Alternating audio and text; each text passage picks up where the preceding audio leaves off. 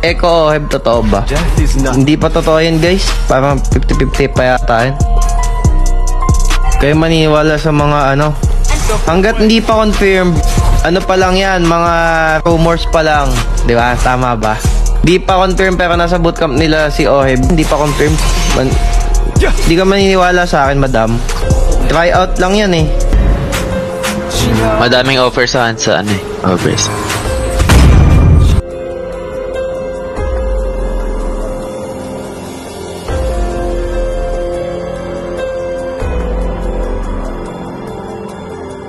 Ngayon nga kapatid ay usap-usapan itong ang sinabi ni Wise patungkol sa dati niyang kakampi na itong ang si Oheb na di umano hindi pa raw sure kung TLPH nga ang pupuntahan itong ang ni Oheb para sa susunod na season. Totoo nga ba itong sinasabi ni Wise sa kanyang livestream na nag-try out lang itong ang si Oheb? Benny QT, to see you soon na nga ba? Naglabas ng clue, 3 Pinoy ang magiging import ng See You Soon next season. Sino-sino kaya yung mga posibleng mga players ng See You Soon na manggagaling nga dito sa Pinas? Pag-uusapan natin yan sa araw na ito.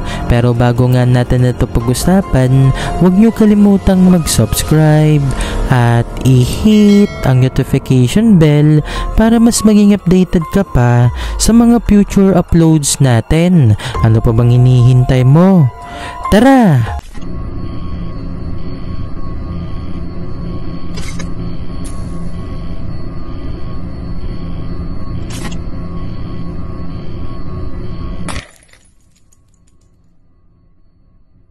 Ngayon nga kapatid ay usap-usapan itong ang sinabi ni Wise patungkol dito nga yan kay Oheb na kung saan kapatid marami kasi yung nagtatanong sa kanyang livestream kung saan na nga ba mapupunta talaga itong si Oheb para sa susunod na season. Kaya naman agad din namang sinagot ni Wise ang mga katanungan na yan ng kanyang fans at narito nga yan kapatid. Eko Oheb, totoo ba?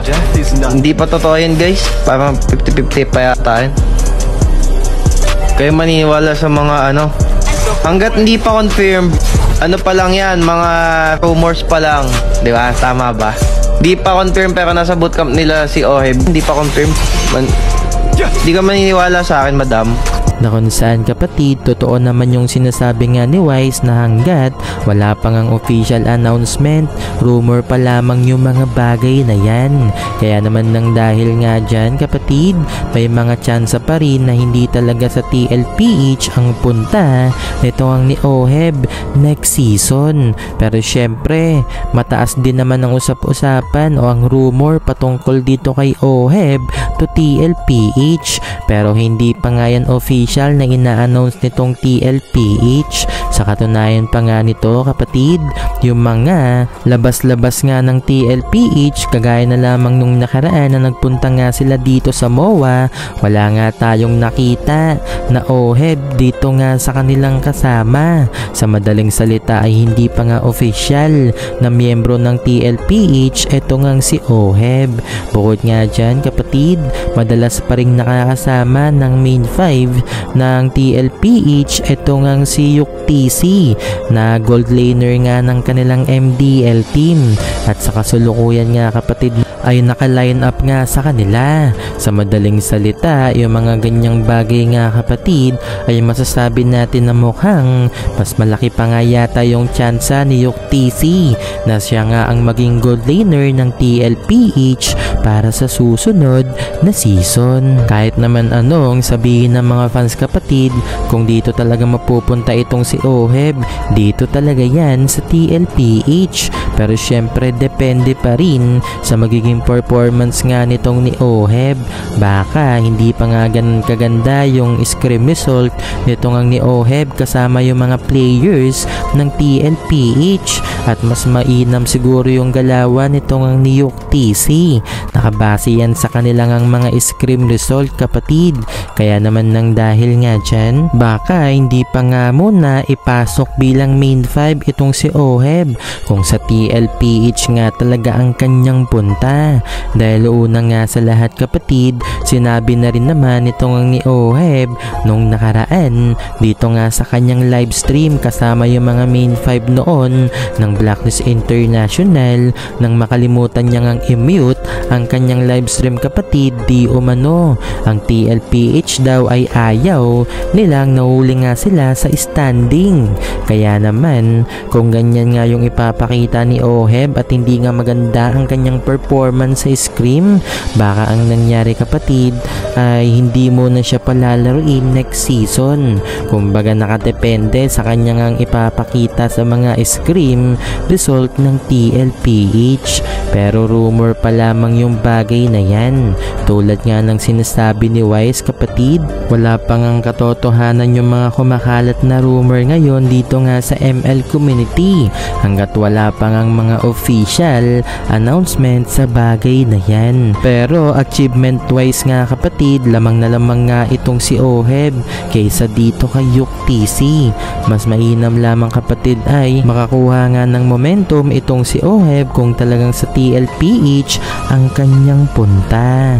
Sa pagpapatuloy nga kapatid, ngayon din ay usap-usapan itong koponan ng si Yusun dito nga yan sa MPL Cambodia.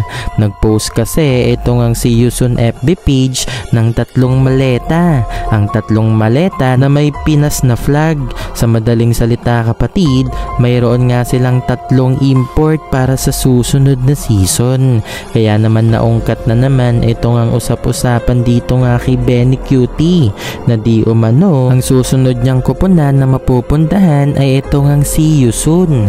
Kaya naman dito ay masasabi natin, posible nga ba na mangyari yung bagay na yan? Una nga sa lahat kapatid, wala namang imposible sa mga pro player, lalo na't malaki-laki nga yung value nitong ang ni Benny Cutie at marami na rin niyang napatunayan dito nga sa Pinas at maging sa mga international tournament ng MLBB. Kaya naman kung sakaling itong ang si Benny Cutie ay mapunta talaga dito nga sa si Yusun, mas mainam yan dahil may binubuhay na ngang sariling pamilya itong si Benny Cutie. Hindi naman din kasi kikitain ni Benny Cutie yung kinikita niya kung sakaling mapunta siya dito sa ibang region. Bukod nga rito, kung sakaling mapupunta siya dito sa Cambodia, mapapadali lamang ang kanyang pagsali sa mga international tournament ng MLBB dahil sa totoo lang, hindi pa naman gaano kalakasan ng mga koponen dito nga sa MPL Cambodia. Ang madalas nga nating napapanood ay ito ngang si Yusun at ito ngang CFU Gaming kapatid na pangbalagbagan at kaya ngang makasabay sa ating mga pambato. The rest ay di umano normal na mga koponan lamang ito dito nga sa MPL Cambodia.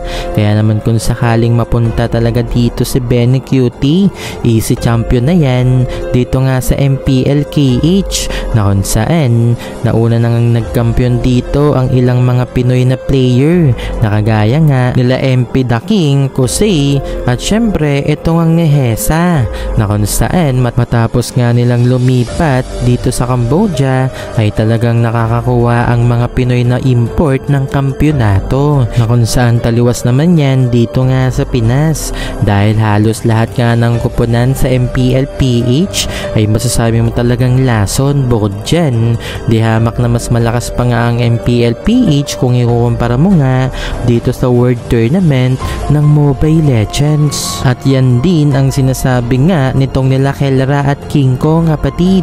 Nang matapos nga itong M6, sila nga ay na-interview. Isa lang yung pinupunto ng kanilang mga sinasabi na mas nahirapan pa nga sila dito sa MPL PH teams kumpara dito nga sa nakalipas na M6 dahil madali lamang nakuha ng Onyx PH ang kampyonato dito nga sa M6 na kung saan sa Grand Finals nga kapatid, pinugulang nila itong koponan ng TLID. Mas pinagpawisan pa nga ang Onyx PH PH dito nga sa Aurora nung nakaraan sa Grand Finals ng MPL Season 14. Kaya masasabi mo talaga ng Pinas ang pinakamalalakas talaga sa larangan ng MLBB. Kahit anong koponan ay kayang-kayang makakuha ng kampyonato ang Pinas.